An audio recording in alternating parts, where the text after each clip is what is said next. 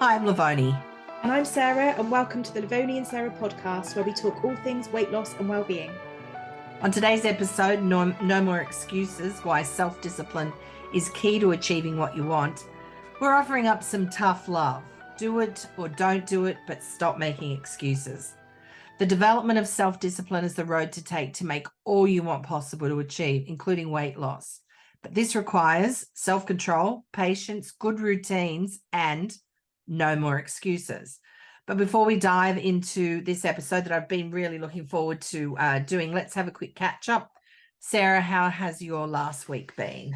Well, firstly, it's flown by. I don't know about you, but don't you think the weeks are just going quicker and quicker now as we're heading sort of towards the last part of the year? I can't believe how fast I it's think going. if I hear one more person mention Christmas, I'm like, oh, for really? frick's sake. Yeah. It's ages away. Yeah. There's like Santa and everything in the stores over Yeah, here. I know.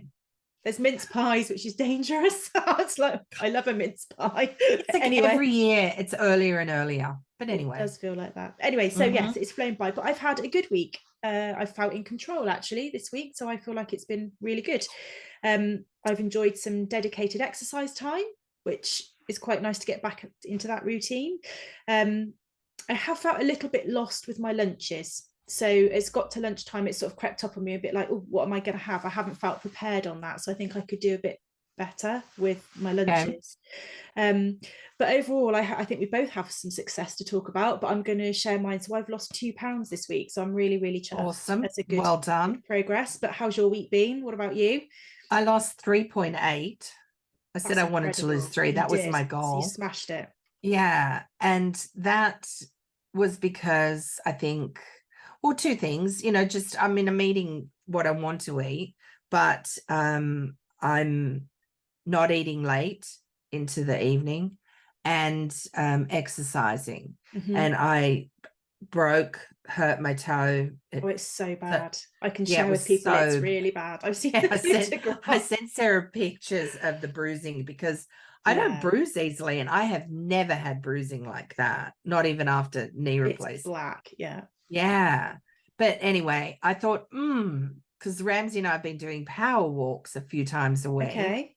And, as well as my other workout. And I thought, that's not going to stop me working out. So I just, instead of doing the power walks, I've been just riding my bike, which, still hurts a bit, but I'm thinking I'm not going to stop because I'm on a roll with my exercising and I'm really enjoying it. Yeah. Yeah, so you just adapt. So that was my no excuse thing was that, even, injured, still pulled off exercising. Yeah, that's dedicated of you. That's good. Yeah. So anyway, I was pretty chuffed with that. So loss. You should both had a loss. That's good. And so did you feel like you really had to work at it, the 2 pound loss? No, I just felt, but what I had to do was concentrate. So I didn't find it like it was a chore or hard, but I did have to concentrate. It didn't happen by accident. So I've made the choices that I know I needed to make, rather than it being something that I kind of hadn't focused on. So it was just after my trip, and obviously we had all of the extra food and all of that sort of thing, and your routine gets disrupted. Just try to refocus back on what I was eating, when I was eating, and the exercise and the movement. So no, it wasn't hard, but it was focused, if that makes sense. What about you? If you found it hard? That's good. No, I didn't. I actually found it quite joyous. Oh. But, and then I think I get off the bike after, riding for 13 miles and think, oh, my ass feels good and tight. And I'm like, no, it's still there. It's still fat. Still the same. It's still the same. But it's not. It's going to when you do that. Yeah. Yeah. It's like that thing where, I worked out today and ate a salad. Why aren't I skinny? Exactly. I've seen those memes going around. Yeah. But anyway, that's, that brings us into, that's kind of like a good segue for this, because I think that's part of the reason why there isn't the self-discipline with people, because people want expediency. So that's one thing, right? And they don't want to work for it. They just want it to be easy. And they, like for us, like you've got like a not necessarily routine, but that you're doing that works for you. You know, it's kind of been trial and error along the way as we've been doing this, but I think now we're both sort of got into a groove and found what works. We know what works. Yeah. But what I used to do in the past was I'd be doing that, and then I'd see somebody that had lost a whole lot of weight, and I think, oh, what did they do to lose that? Oh, I need to do that then. So I'm more listening to my body, figuring out what works, rather than there is no quick solution. And just because this person has lost 100 pounds, I'm sure she bet they had to work at it too. You know? Well, it was like Elaine was saying to us in her episode when we talked with her. It was up and down. It's never just a straightforward, that's it, I started and then I finished. You know, even since she's lost, then she's gained, not all of it, but, you know, a small amount of it back, but then got rid of that again. It's never as simple as I start and I finish and then I'm done, is it? So exactly that, when you see the highlights of what other people have done, you've got no idea about what their actual sort of task or journey was like to get there. Yeah. And I mean, yes, well, I try to not go into things thinking, oh, this is going to be hard, because I think that sets you up for failure. But I think that people, when they want to lose weight, especially, or want anything, you can't go into it without knowing it has to be, it's like a lifelong commitment. There's not, especially when you're trying to lose weight, there's always a start, but there's not a finish. There is, and I do agree with that. But I think there's also, for me, I need to be careful not to try and almost make that big, because as soon as you sort of, you're absolutely right, it is a life change and it's a life, but as soon as I sort of talk about a lifelong commitment, I'm like, oh my God, can I really, do you know what I mean? It almost feels like a life sentence being described, rather than, that is true, but I think it's how you frame it in your mind, isn't it? I think it's a case of, it's a life, I've just changed my lifestyle, rather than I'm going to have to keep doing this for the rest of my life, which is true, to keep, you know, to keep that momentum. But for me, if I change my mindset of, I have changed my lifestyle, so it doesn't even matter, you know, whether that's for a week, a month, a year, 10 years, it doesn't matter, because it's changed. And so that's that. And there will be times when I find that a little bit trickier to try and perhaps sort of refocus on and things, but I don't try not to give myself this kind of long view, because it can feel a bit daunting and a bit overwhelming, I think, to someone to say you have to keep doing this forever. Commitment. You know, like you're like, it feels a bit like, well, I'm not going to do it then. I think people commit to a partner for 40 odd years. God. But so why would you commit to yourself? That's what it is. It's committing to yourself. But even within a marriage, and I've seen this sort of talked about before, and it's like, that is true. Say you're married for 40 years. You're not married to the same person that you were 40 years ago, because every single person goes through changes, regenerates, points of view, influence, education, experience, trauma. The person that you're married to then is not the same person that you were married to 40 years ago. We can apply that to your health journey. The person that we will be in 10 years when we're concentrating on our own health won't be the person that you and I are now.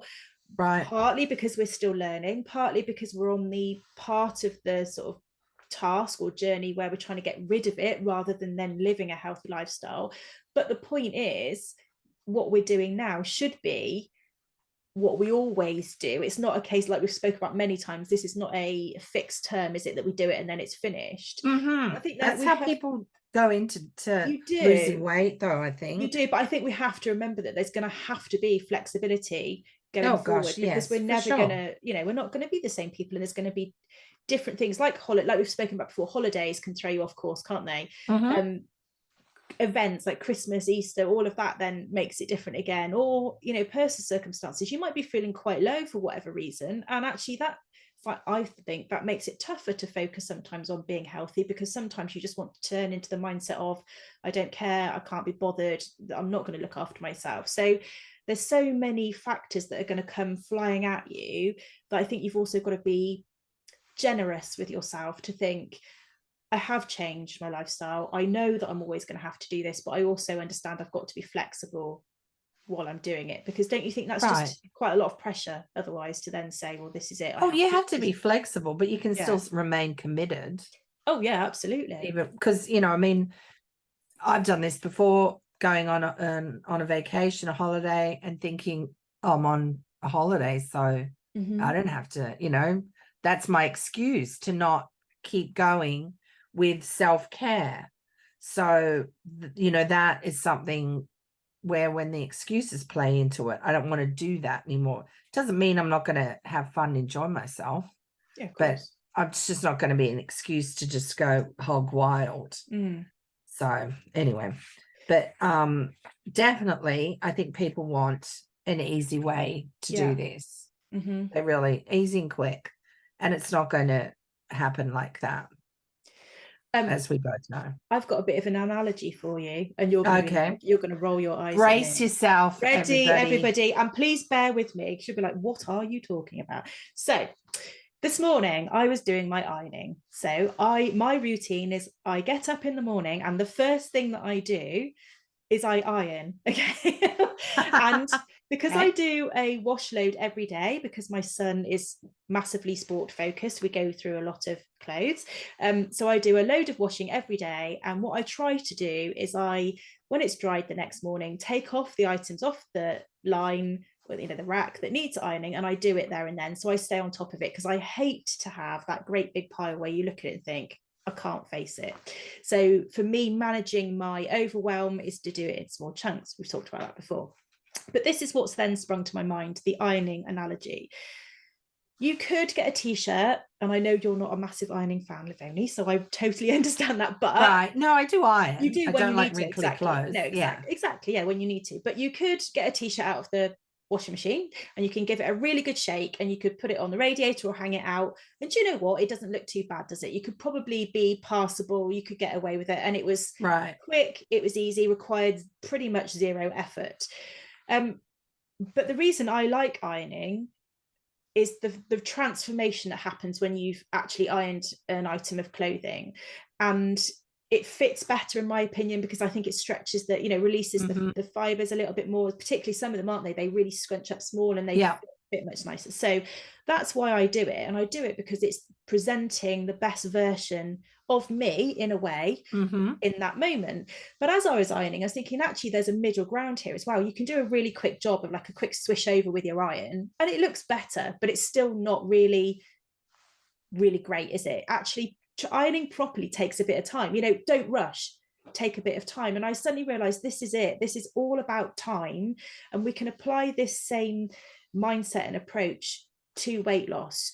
You could just go in your mind, well, I've given it a bit of a go, like the shake it out and hang it up, right, you know what, and you could tell yourself, I've done it because I hung it out nicely rather than just bung it out. Excuse me. But did you really give that any attention, right, give that any effort? You could tell yourself, well, I have given this a good go, because I've given it a quick once over with the iron. The equivalent would be like, well, I've eaten healthily a couple of times this week, or I've prepped a few meals. Do you understand what I'm saying? You know, I ate a salad. I ate a salad, so that should be me done for the week. You know, there's that. Or you can devote the time that's actually required to do the job well. I'm not going to say properly, because it's not. Each one of those things is, you know, valid. But you could devote the time to do the thing well, and actually what you will get is quite a good result from it. And then I was thinking, so why people don't do it is it's the excuse thing, isn't it? They could say, oh, I don't like it, I haven't got time, well, it's fine as it is, you don't really need to do it. You know, the excuses could be as long as your arm, but really it boils down to, I don't want to do it, or I can't be bothered to do it. That's really what it is. That's what it is. And so that was kind of my analogy with the ironing, as I was then doing it, going, I carve out time in my morning to do this because I want to do it. It's the same with exercise. You're going to have to carve out some time in your day to do the exercise, to do it, because you want to do it. It's not going to suddenly pop up and go, oh, I've allocated you 30 minutes to go and do some exercise now. You've got to allocate or carve out that time in your day. And I thought about my friend, we do all have the same amount of time. I would caveat that with, some people have a lot more in their day than others. You know, there's families with really young children, that's difficult. There's people that work shift work or really, really long hours, you know, that's more difficult. So yeah, yes, we do have the same amount of time. Some of us have the advantage of more flexible lifestyles than others. I would say that. I do think that. But I've got a friend who works really hard, really long hours, but she's committed to doing exercise. And so she gets up at 5 o'clock 3 times a week and goes to the gym, once with a personal trainer and others with classes, to make sure that she gets her exercise in, because it's important to her. Now, right. For me, getting up at 5 o'clock in the morning is not something that I would want to do. So I do make an excuse. I'm like, well, I can't get up at 5. Well, I could. Of course I could. Anyone actually can. Right. But the truth of the matter is I choose not to do it. I don't want to do it. I don't want to do it. As someone that does it, I understand that. I don't do it at 5 o'clock in the morning. But, you know, what I always admire about her is the fact that if she didn't carve out that bit of time for herself, and we've talked about, she said, I carve it out as my time, and it's non-negotiable. Nothing Good will. For her.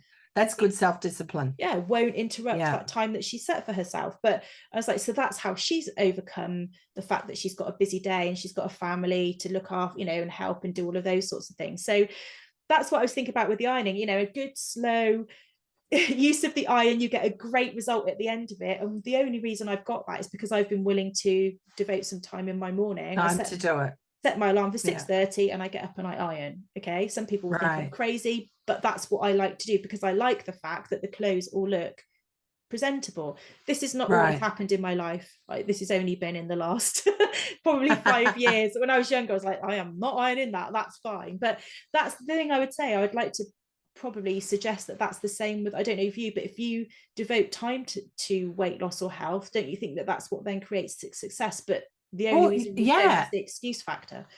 And it stops the excuses, because if people put as much time into the actual doing as they do the banter, the excuse banter, as I call it, back and forth, they'd be able to achieve almost anything, I think. I know I find it exhausting using the excuses, or I'll do it later, I'll do it later. I mean, you know, this is mainly to do with exercise, I guess, but also to do with starting on, you know, a health journey or transition. But so I just thought, no, I'm done with the excuses. I'm done with that banter in my head that just sucks the life energy out of me. And it does. I don't think people realize how much the excuse factor zaps your energy, but it also your self-esteem as well. Because I think when you do use excuses, whether it's for anything, whether it's a work excuse or working out or not eating right, not taking care of yourself, it does affect your self-esteem. And I don't think people might even think that or consider that, but it does, you know, fetch away at it. And do you think, I mean, I don't tend to make an excuse as such, but I do often have that whole, I can't be bothered. That's so instead of me sort of telling myself, oh, it's because, I never really have it's a because. Right. But I do regularly have a I can't be bothered. Which and then you don't like yourself. No, do you like, oh, then you start talking to yourself, oh, you're lazy, you're, you know, why can't you do these? So some of that conversation happens. But it's, for me, I don't tend to find a reason why. I just go, I just can't be bothered to do it. And so then I ignore it, or, you know, and then what tends to happen for me is I have the tendency then, when I can't be bothered, to then not only just do something reasonably sensible in the middle, it'll go the other way too far. So you know, you'd eat something that's really, really not going to be any good for me. So instead of just sort of thinking, oh, I know it's not ideal, but I can make something mediocre, I'll probably go too far the other way and maybe have a binge or blow it and eat a load of chocolate or something. Some chocolate wouldn't have hurt. Yeah, it just snowballs. It's a snowball effect. Yeah. But it's like the success that you feel from working out, from having a day where you feel like your eating was in control, because often that's what it comes down to, is just out of control. You feel good about yourself, I think you feel I almost feel a bit zen-like, one of a better word. Yeah. And you just have a different outlook on the world. I think you're a better person to be around. I know when I don't take care of myself, I get grumpy. Yeah. Because I'm angry with myself. And I think that then is portioned out onto the people around you. But do you not think that's kind of the difference between health and unhealthy? So for me, if I see people walking down the street that clearly work out, they look after themselves. I don't mean perfection, but they clearly do look after themselves. Take pride. They have this kind of aura about them. And I think it comes from the fact that their body is optimized, it's working, because it's been looked after, it's been fed well, it's been challenged and exercised, and the confidence that comes with it. But I don't mean in an overly sort of arrogant way. No, but they just look like they're happy with who they are. And I just think it's a good place to be. Yeah, that investment in themselves definitely is put out there in the world, and you can see that. So I think that's the thing that is the opposite of, isn't it, when you don't then look after yourself or invest in yourself, and actually that grumpy or sort of slightly shrinking sort of attitude, or even eye contact. Some people feel so embarrassed about themselves that they won't make eye contact with someone else when they're talking properly, and it's almost that ownership of your own space. That's, I think, comes when you have invested in yourself, you have looked after yourself, you've done the exercise, you've eaten well. That's the thing that you can come up with. But those people that do that, that's, again, it's not by accident, is it? They've devoted time to themselves. They've not made an excuse about why they can't do it.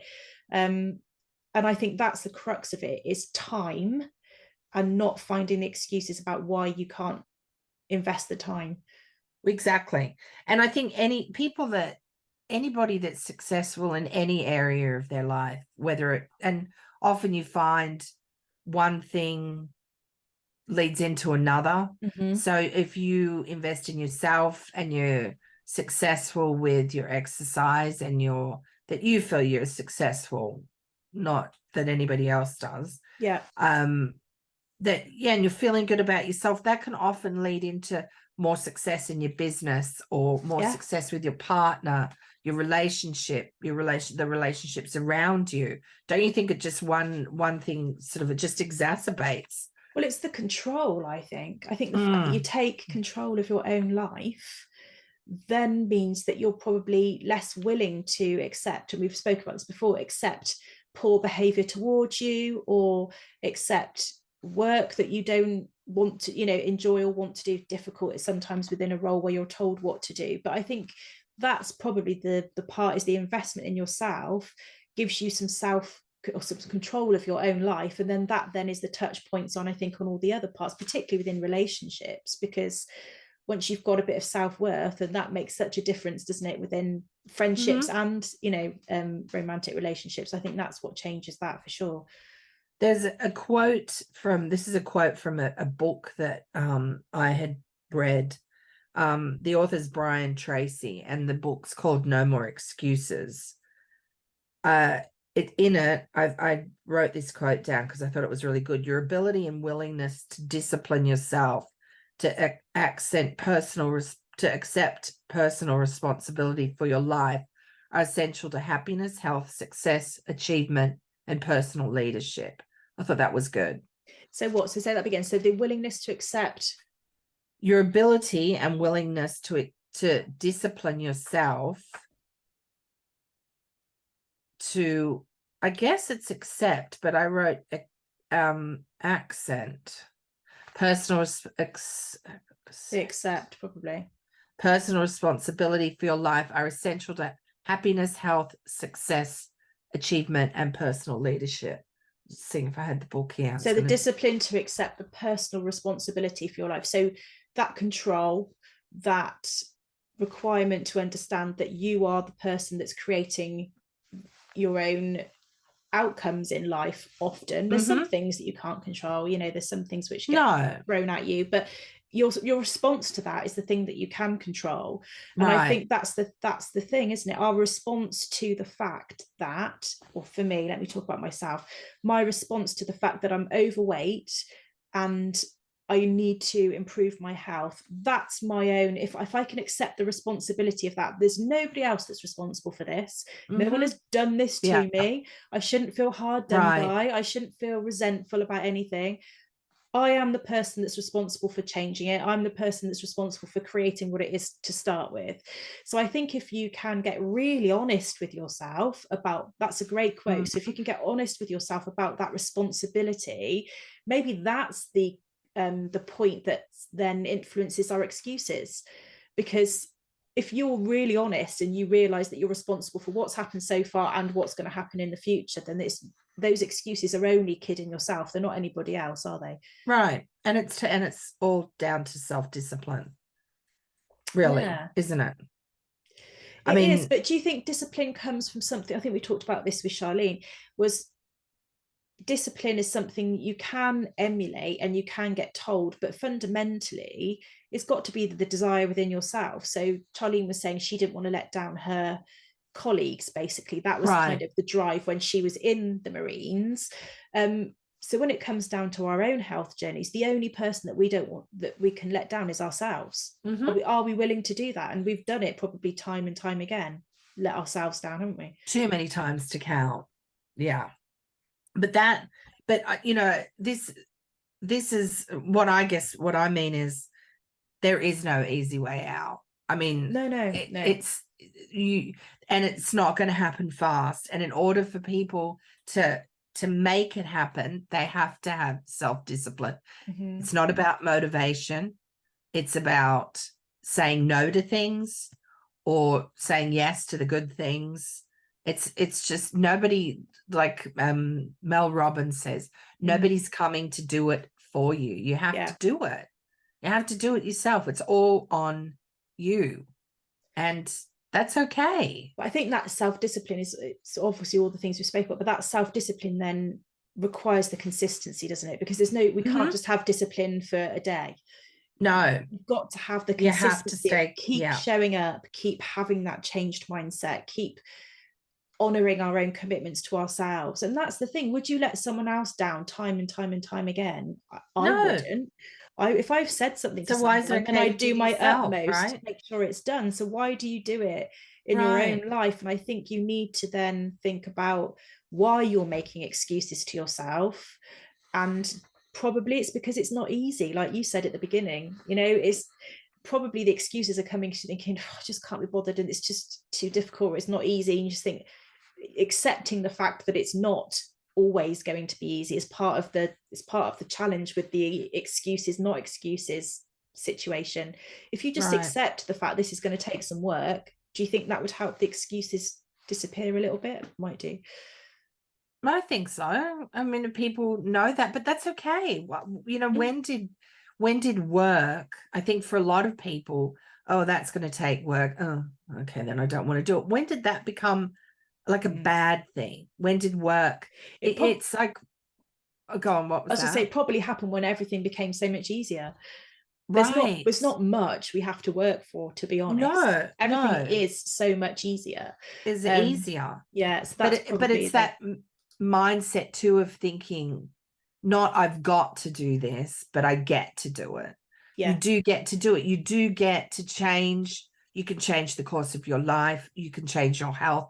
Some people don't. Some people aren't going to wake up tomorrow morning, so you get to do it. And because of that in itself, you should commit to yourself. And I mean, Sarah and I are both on this transition too. We're not just saying, oh, everybody else needs to do it. This is something that we take on board ourselves. Self-talk. If we say this to you, we're also going to do it. I mean, it's not just, oh yeah, this is exactly it. We're not hypocrites. We're all in it together. No, exactly. Right. We're all in it together. And this is, things that have worked for us and haven't worked for us, they make a difference. That we like to share them. I mean, but I found that the biggest thing for me is having the self-discipline and not using the excuses, because my excuses is I'll do it later. That's a classic one of mine. I'll get to it later. I'll do it later. I'll just, do something else now.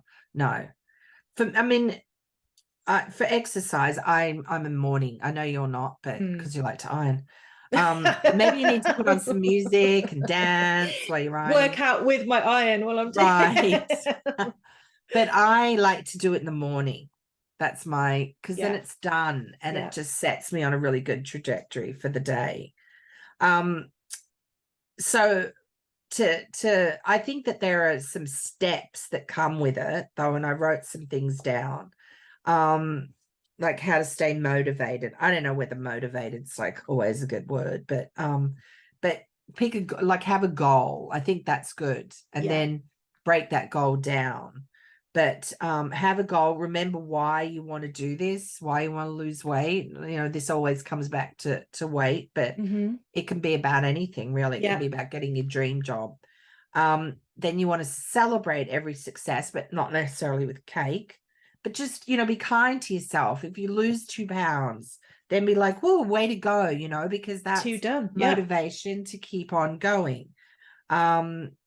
If you can get support from others, I know a lot of people do this with no support, but it's good to have, either a group or like Sarah and I do, we, run stuff by each other constantly.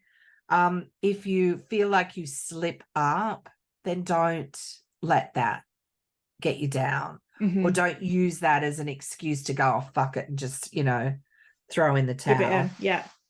And I think too, you can try and enjoy it. It's not I think it can be enjoyable. That's the thing. Don't see it as a life sentence. This is something you can actually, I certainly get enjoyment on the feeling that I get after I've worked out, or when I go to bed at the end of the day and I don't feel all bloated and gross. I like that. Or sluggish in the afternoons, and I know why that's happened. And then just explore, be adventurous, explore maybe some healthy new meals. Just start, really. Without using, the excuses. Absolutely. So that said, then what's your goal going to be for the week? Well, I'm going to try and do another 3 pounds. Okay. Yeah. So I think that my only goal. I think that was it. That was your goal. I see. Yeah. What about you? I'm going to be better at getting prepared with the meals, particularly the lunches. So as I said at the beginning, I felt like that's let me down a bit this week. So I'm going to try a bit. Well, not try. I'm going to be more disciplined on getting the lunches ready, get them prepped, so that when I get to the point of wanting lunch, I don't then think, oh, there's nothing, I'm going to go and grab something that may not be as good for me. So that's my goal for the week, is to get more prepped with my food. Can you do a little prep on Sunday? That's what I'm going to do. I'm going to make a salmon salad just with using canned salmon, canned wild salmon, red salmon. I'm going to make a little salad thing and have that on some toast. That's one of my lunches. What else are you cooking? I'm doing we have lots of Swiss chard in the garden, so I'm going to do a couple of Swiss chard things, a Swiss chard gratin to have with steak tomorrow night. Nice. And I'm going to do a pork sausage and Swiss chard pasta. I'm going to make some crispy chili shrimp noodles with lots of sweet peppers. Crunchy hot honey chicken with rice, carrots and beans. I've been enjoying a Waldorf salad this last week, like a fully loaded one, lots of veggies. So I'm going to make that again because it was so yummy. That's going to be my other lunch. That was it. Those two are going to be my lunches. And the Mexican cookbook, I got the Mexican. It's anybody's out now, isn't it? This along, yes. The Mexican cookbook that I worked on for about 6 months at the beginning of the year is out now. And so I'm going to pick something from that because all the recipes are really good from that. Yeah. Nice. Yeah. Do you have any plans for I saw a meal I've written it down to make sure I get it right. It was a large shell pasta. I've never seen it before. So it almost looked, like a conch shell sort of shaped, but it was huge. And they filled all the individual pasta shells with, it was actually a vegan recipe, but you could convert that to whatever you wanted. They filled it with mince and vegetables and then cooked it on a tomato sort of base sauce. Oh, it looked really delicious. So I was going to have a go at that, I think. You could do that with some pumpkin. That would be good too. That would be really nice. Like if you roasted some pumpkin with some rosemary and garlic or something. Yeah, that would be and lovely. then mashed it up. Yeah.